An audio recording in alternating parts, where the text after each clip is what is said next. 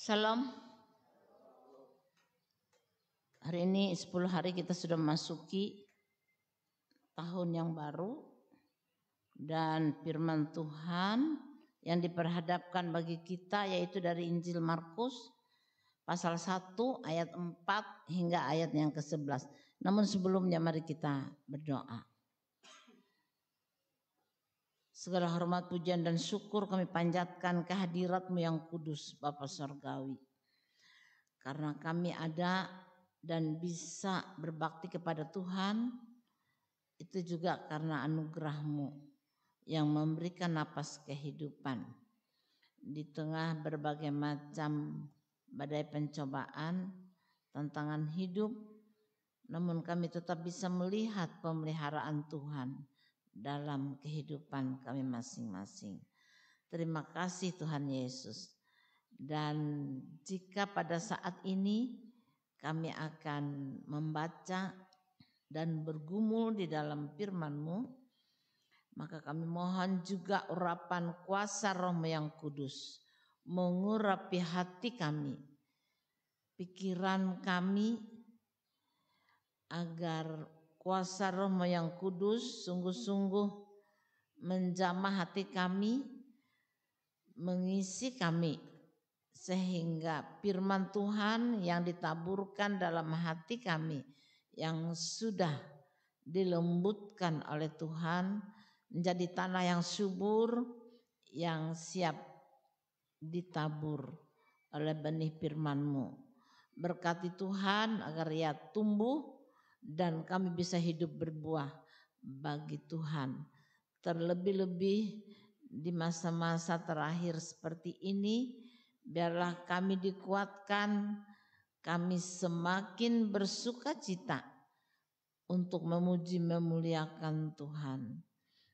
Berkati Tuhan hidup kami, hati kami, pendengaran kami, agar firman-Mu sungguh-sungguh mendatangkan pertumbuhan iman dan pengharapan kami hanya di dalam Kristus Yesus Tuhan kami.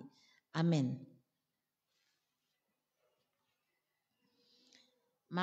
Injil Markus pasal 1 ayat 4 hingga ayatnya yang ke-11 yang demikian bunyinya.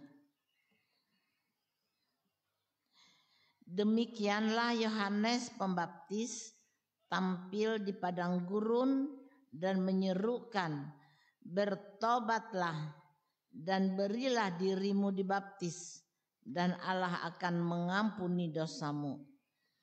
Lalu datanglah kepadanya orang-orang dari seluruh daerah Yudea dan semua penduduk Yerusalem, dan sambil mengaku dosanya mereka dibaptis di sungai Yordan. Yohanes memakai jubah bulu unta dan ikat pinggang kulit, dan makanannya belalang dan madu hutan. Inilah yang diberitakannya, sesudah aku akan datang ia yang lebih berkuasa daripadaku. Membungkuk dan membuka tali kasutnya pun aku tidak layak. Aku membaptis kamu dengan air, tetapi ia akan membaptis kamu dengan Roh Kudus. Pada waktu itu datanglah Yesus dari Nazaret di tanah Galilea, dan ia dibaptis di sungai Yordan oleh Yohanes. Pada saat ia keluar dari air, ia melihat langit terkoyak dan roh seperti burung merpati turun ke atasnya. Lalu terdengarlah suara dari sorga, engkaulah anakku yang kukasihi, kepadamulah aku berkenan. Amin. Sampai sedemikian jauh kita sudah mengikuti pembacaan firman Tuhan dari Markus tadi. Jemaat Allah yang dikasihi oleh Tuhan Yesus Kristus, Yohanes Pembaptis diperkenalkan sebagai tokoh dinubuatkan dalam Perjanjian Lama, Yesaya 40. Kelahirannya atas campur tangan Allah secara langsung. Lukas 1 ayat 7 dan ayat 13. Dia diutus oleh Allah. Yohanes 1 ayat 6. Diutus untuk merintis jalan bagi Tuhan. Matius 3 ayat 3. Ia menampilkan dirinya agar menjadi orang yang berada di garda terdepan untuk menyiapkan jalan bagi kedatangan Mesias atau kedatangan Tuhan. Dalam melaksanakan tugasnya yang sangat penting, ia mempersiapkan dirinya dengan baik, penuh kesungguhan hati, mulai dengan menyiapkan dirinya menyatu dengan alam, dengan mengenakan pakaian jubah bulu unta, ikat pinggang kulit, makanannya belalang dan madu hutan. Ayat 6. Ia berseru di padang gurun di mana orang sering lalu lalang. Ia mengajak orang bertobat, segala musafir yang lewat, sebab mereka ini membutuhkan kepastian iman dan janji Tuhan sebagai tempat mereka menaruh pengharapan selama dalam masa pengembaraan. Orang yang bertobat dibaptis, ia mempersiapkan umat bagi Mesias yang akan masuk ke tengah-tengah halayak ramai. Yohanes menawarkan baptisan pertobatan bagi orang-orang yang mau diampuni dosanya. Dan kita melihat banyak orang yang merespon panggilan ini dengan mengakui dosa dan memberi diri dibaptis.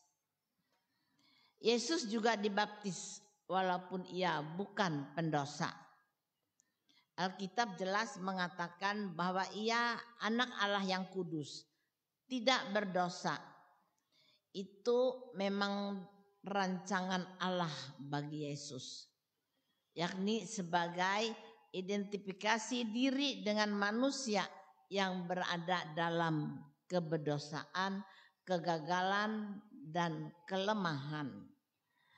Dan justru dengan baptisan Yesus inilah maka peristiwa penyelamatan, peristiwa pengampunan dosa sungguh berlaku secara nyata, yang kegenapannya akan terwujud secara sempurna dan kekal bagi setiap orang yang percaya, yang mau datang kepada orang yang percaya dengan kedatangan Kristus yang kedua kalinya nanti. Injil Matius melaporkan bahwa saat baptisan Yesus berlangsung, langit terbuka dan Roh Allah turun ke atasnya seperti burung merpati. Matius 3 ayat 16. Suatu suara proklamasi ilahi membahana, inilah anak yang kukasihi, kepadanya lah aku berkenan. Dengan baptisan Yesus, suatu era baru bagi manusia telah diproklamir. Sebab dengan peristiwa baptisan itu, Allah secara resmi dan terbuka, Bapa di sorga memaklumkan kepada dunia mengenai tugas kemesiasan Yesus itu. Yang sekalipun dia sendiri tidak berdosa, 2 Korintus 5 ayat 21, dengan rela memikul dosa manusia supaya memperoleh jalan keselamatan dan hidup. Jemaat yang dikasihi oleh Tuhan, baptisan kudus mengingatkan kita kembali bahwa orang Kristen adalah milik Allah, bahwa kita telah ditebus oleh darah anaknya yang kudus. 1 Korintus 6 ayat 26. Baptisan mengingatkan kepada kita juga betapa berharganya kematian dan kebangkitan Kristus yang harus ditanggapi dengan iman, kasih, dan pengharapan yang diwujudkan dalam hidup setiap hari. Kita sekalian yang dikasihi oleh Tuhan Yesus, gereja atau kita adalah alat Tuhan yang diharapkan untuk dapat memberikan kontribusi bagi tumbuh kembang dan kemajuan jemaat. Keberanian kita untuk menyerukan pertobatan harus dibarengi dengan pertobatan dalam diri pribadi dahulu. Sehingga itulah yang menggerak kita untuk bekerja dan melayani dengan kesungguhan hati. Pertobatan atau hidup baru harus kita lakukan setiap hari supaya berita sukacita dan semua itu kita sampaikan, ia dapat berbuah di dalam kehidupan jemaat dan gereja Tuhan di muka bumi ini. Dan tanggung jawab atau bagian kita semuanya ialah melakukan setiap tugas dan tanggung jawab itu dengan setia, dengan penuh percaya bahwa Yesus Kristus adalah juru selamat bagi kita semua, sebab Ia adalah Allah yang setia, Allah yang memanggil kita kepada persekutuan dengan anaknya Yesus Kristus Tuhan kita. Kita percaya jemaat yang dikasihi oleh Tuhan, di tengah-tengah dunia ini tentu tanggung jawab tugas kehidupan kekristenan kita bukan semakin gampang. Tetapi kita akan menghadapi berbagai macam tantangan dan pencobaan. Tetapi kita percaya apapun yang terjadi dan yang kita alami, kita bisa melihatnya bahwa Tuhan tidak meninggalkan kita. Kalau Tuhan izinkan virus corona mewabah, kita juga percaya Tuhan mau menampi kehidupan manusia untuk menghasilkan umat yang sungguh-sungguh mengasihi Dia dan mengandalkan Dia di dalam kehidupannya. Kita percaya kita punya Allah yang luar biasa, satu-satunya yang bisa menolong, satu-satunya tempat kita berlindung dan berharap. Karena itu mari di dalam segala pertobatan kehidupan baru, ingin hidup lebih baik lagi di hadapan Tuhan di tahun yang baru yang Tuhan karuniakan kepada kita. Karena kita semua bertekad, berkomitmen sendiri-sendiri dengan Tuhan, bahwa kita ingin lebih baik lagi menjadi anak Tuhan, lebih mengasihi Dia, lebih taat, lebih bersemangat melakukan tugas tanggung jawab kita jika kita punya kewajiban di dalam gereja. Bukannya semakin kita ini tidak bersemangat, semuanya pada loyo. Yang biasanya gladi itu mesti ada, nah sekarang kelihatannya susah ya mengumpul orang gladi. Itu juga pergumulan kita semua dalam menghadapi situasi dan keadaan zaman seperti ini. Kita sudah tahu bahwa Allah yang kita layani, yang kita kasihi adalah Tuhan dan Juru Selamat hidup kita. Mari kita datang kepadanya lebih lagi, karena kita tahu Ia memanggil kita kepada persekutuan anaknya Yesus Kristus. Tuhan kita itu adalah Allah yang setia, yang mengasihi kita, yang sudah melindungi, yang menjaga kita sampai hari ini. Segala sesuatu boleh terjadi seperti yang difirmankan Tuhan, langit dan bumi akan berlalu, itu sudah dinubuatkan.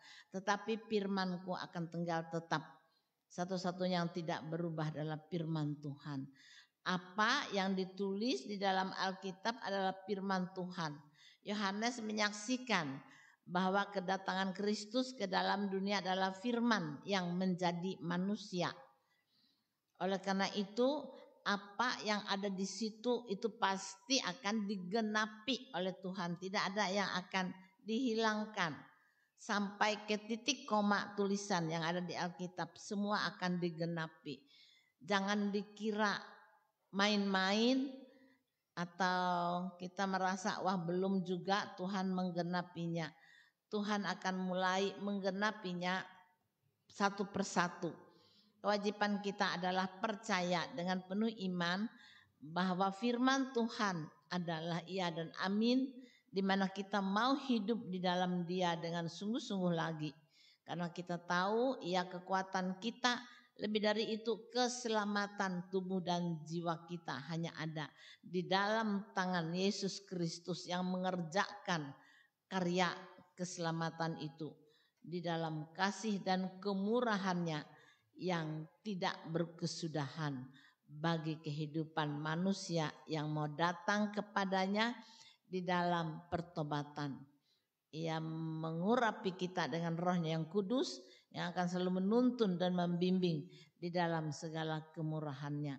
Tuhan memberkati iman kita dan memberkati kita sekalian.